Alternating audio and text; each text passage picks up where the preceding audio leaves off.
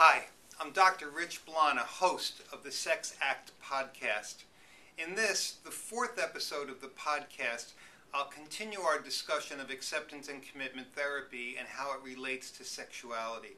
I'll focus on the difference between helpful and unhelpful thoughts, personal scripts, emotions, and mental images. Your mind is often filled with thoughts, personal scripts, emotions, and mental images related to your sexual values and goals. And these thoughts, emotions, etc. can either help you realize your sexual values and goals, or they can undermine them and actually contribute to getting stuck. ACT operates on the premise that not all sexual thoughts, scripts, emotions, and mental images carry the same weight or have equal weight. They can either be 1, helpful, 2, minimally important or even silly, or 3, unhelpful. Let's look at each. Helpful thoughts, emotions, etc. support your values and help you meet your goals. For example, as you're working through a difficult task, you might find yourself thinking and saying to yourself, boy, this task is really harder than I thought it would be. I better give myself extra time to finish it.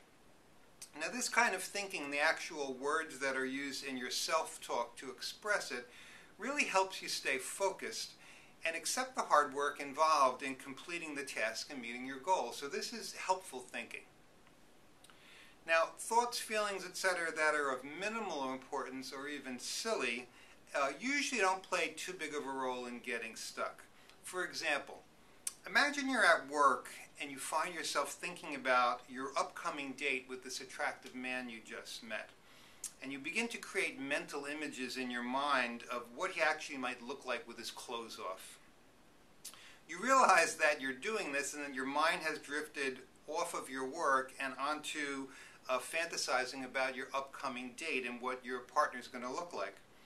Now, to manage this type of mental drifting and mental images, you simply acknowledge what happened, accept it, and tell yourself, I better get my mind back on my work or I'll never finish this project. So it was a silly thought, silly mental image, and it really didn't contribute to getting stuck or standing in the way of meeting your goals and your plans.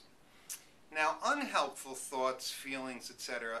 make it very difficult to meet your goals and live the life you desire. And I'll give you an example from a student of mine, Rich. And this is the exact kind of thinking that Rich was engaging in. Rich is a 26-year-old student of mine who was beginning to have sex with his new girlfriend, Jane.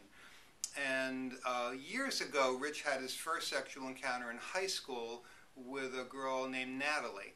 And at that point, it was a very unpleasant and unsuccessful sexual encounter that involved a lot of fumbling with condoms and turned out to be kind of a disaster.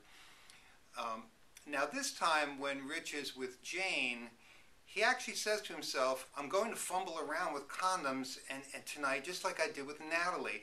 I can't do anything right when it comes to sex. I'll just die if it doesn't work out with Jane. And by engaging in this kind of negative self-talk, it's very, very unhelpful.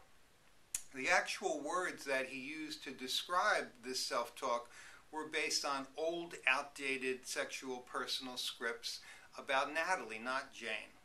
And since those old, outdated personal scripts were created over 15 years ago, and since then he's had many positive sexual experiences, they really don't stand the test of time. They're really not accurate anymore, yet he's still buying into them.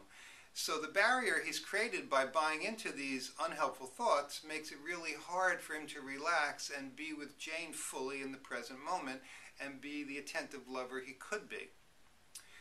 It takes mindfulness training to really increase your awareness of your thoughts, your personal scripts, your emotions, and your mental images, and to assess whether they're helpful or not in meeting your sexual goals and your values.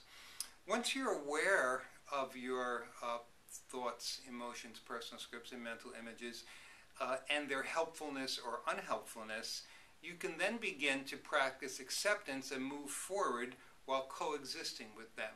But it all starts with understanding the nature of helpful, unhelpful, minimally helpful thoughts, feelings, etc., becoming aware of them, and then finally accepting that you can coexist with them and move forward.